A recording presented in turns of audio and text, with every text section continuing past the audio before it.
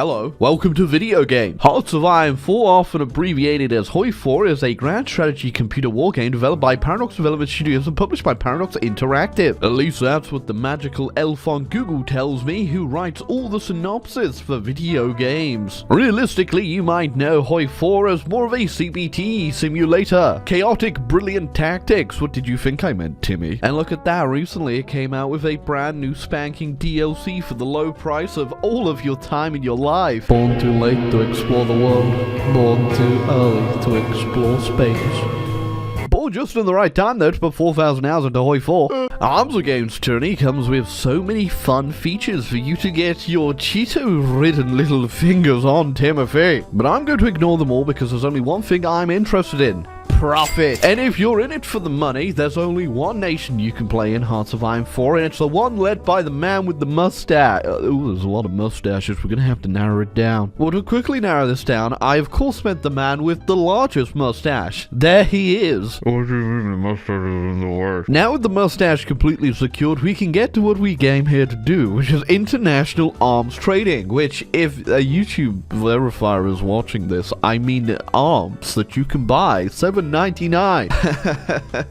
What did you think I meant? The BT-7 light tank? That's right, today I want to become king of the market as the Soviet Union. Now I know what you're thinking. Playing the Soviet Union? Capitalizing on the market? That doesn't seem right. Well, if you flip to page 15 of your Communist Manifesto, don't worry, Karl Marx put it best himself. Got a bad little bougie thick fought, drop some cash on a Gucci wristwatch.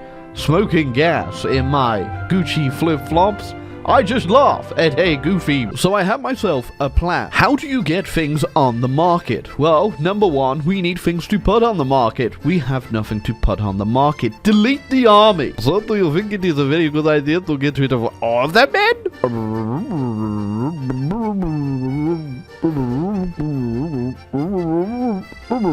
I'm going to take that as a yes. Let's just say we have seized the means of someone producing a favorable result on the battlefield. That's right, welcome to Stellino's, where you can get yourself cheap second-hand arms for a discount price. Now, with all of this listed, we'll get ourselves a whole bunch of IC capacity added to our building queue, which means we can build faster.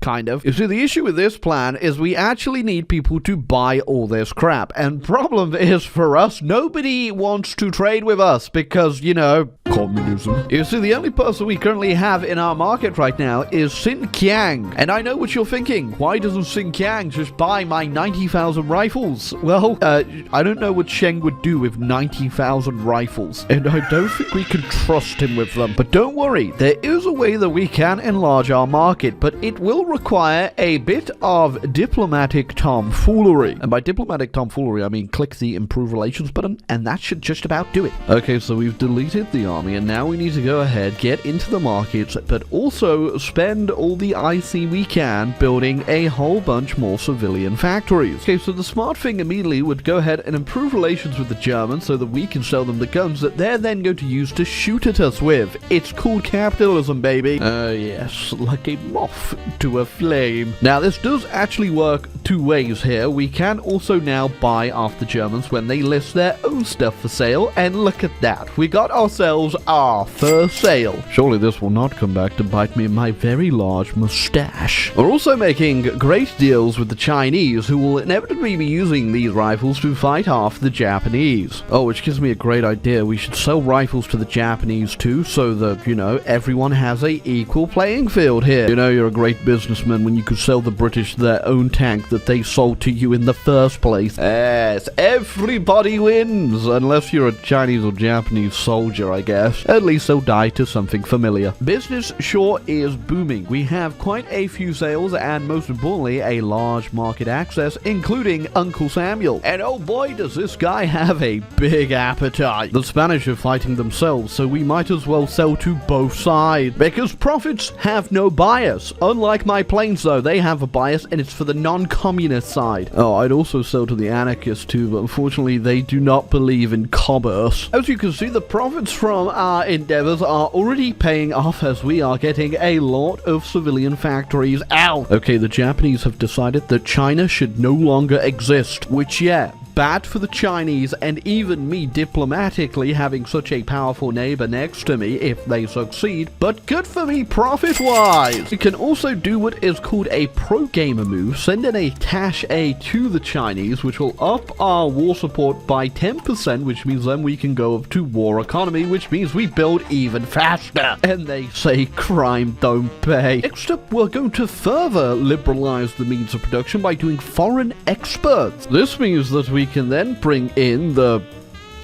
Gosbroyetstroy. Nailed it. And then we get the option of bringing in the British experts to teach us how to do things, even though I think I'm the one out here teaching them how to do things by selling them their own tanks. And you know, while this buff isn't exactly anything spectacular, later on it'll come in handy when we buff it a bit more. We're also now going to go ahead and start bringing the army back after we shot them all. Oh, shot? Sorry, I meant go to the special farm where all Russian soldiers go when they retire. Okay, now the time has run down on getting the British into the market. Now we can go ahead and specialize in something particular, and all of them are really good. Yeah, totally. No, we're going for the one that gives us minus 15% consumer goods factories and civilian construction speed. We will build more factories. So I think after building 151 civilian factories, it's probably time to start building some military ones too. But not before we visit Finland for a bit of a diplomatic trade talk. Yes, welcome to Finland. All those little arrows down there are friendship bubbles of friendship and happiness. You will consume my product. Oh wowsy, look at that. The Finnish gave in to my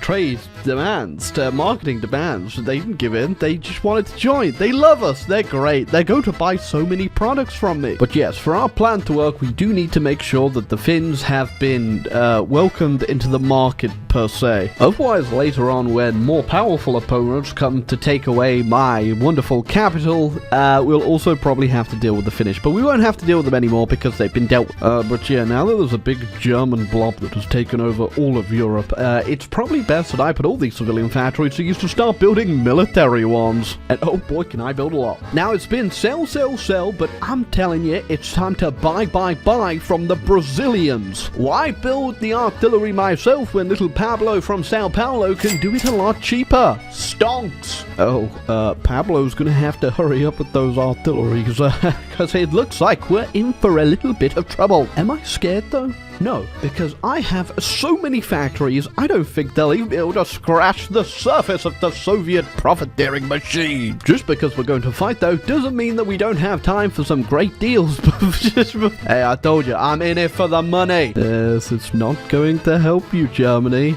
It's not going to help you at all. Well, here they come. And little do they know, I don't care. You see, whilst I'm out here destroying the German Air Force by staggering numbers, I'm gonna still be focusing on making a profit. Now, the Germans will push us back a little bit, but they won't get very far. And we've already killed quite a few of them, which is marvelous. But there's still more to get. And most importantly, we haven't lost like any factories because I did the smart thing of building them nowhere near the front line. Bet you wish you could still buy my guns now, Germany. So now we can just sit back and relax while our Air Force does unspeakable things to the Germans in the air. But most importantly, we can also still go ahead and make ourselves a profit by selling equipment, which is kind of a flex considering we are at war right now, but I do not care. All these factories ain't gonna build themselves, that's all I'm saying. Interestingly enough, I've actually captured a few bits of equipment from the Germans, so I'll whack those up on the market too. Oh, I don't think they like that. They just started attacking the line again. They're very angry. But more importantly, everyone noticing that my planes are doing the work and now buying them up, and the profits are rolling in, which is going absolutely swimmingly for me because them buying more planes means I can build more factories, which in turn build even more planes. It's an endless cycle of profit. Nobody tell the ghost of Lenin, by the way. Also, I have so many civilians, I can also just buy so much equipment, and there is a lot on the market now. Okay, well, after profiteering for quite a while now, I think I'm going to click this button right here and send the Germans back home. It's so goddamn beautiful! Ooh, yeah, that was certainly going to sting in the morning. Oh, and look at that. After their capitulation, they gave me loads of stuff that I can now stick on the mark. Ah, well, a war well bought? A very topical. Me and the US keep fighting for who will get control of Kosovo, huh? But after defeating the Axis powers, sadly, nobody wants to be my friend and buy all my stuff anymore, as I annexed all of Europe. But hey, in the end, it doesn't matter, as I have 796 factories, which apparently means nothing to the Republic of Macedonia, as they are not scared of me. You're lucky I can't be bothered to kill you. The big thing about creating capital, moolah, and profit is emerging market, and I'm seeing a market emerge in Asia, because they're one of the only people that are still buying my stuff. No hard feelings, I guess, Japan. I'm just in it for the money. Put down your rifles and start producing high-quality home electronics. I think it's safe to say that anime will be invented any day now. That'll do it, I suppose. Don't really want anything from the Japanese, so I'll just take the Yamato. Okay, now the smart thing to do would actually be to sell this fleet back to the Americans and get in return a whole bunch of Pepsi. Well, our international trade empire has been nothing but a major success. Even after destroying Japan there, we even got rewarded by being allowed to trade once again with the Western world. Even though they have undoubtedly flooded the market with just about everything. But hey, in the end, all that matters is that we did it right, we did it clean, and we did it in the name of communism. Isn't that right, Stalin? We're gonna have to shave that mustache.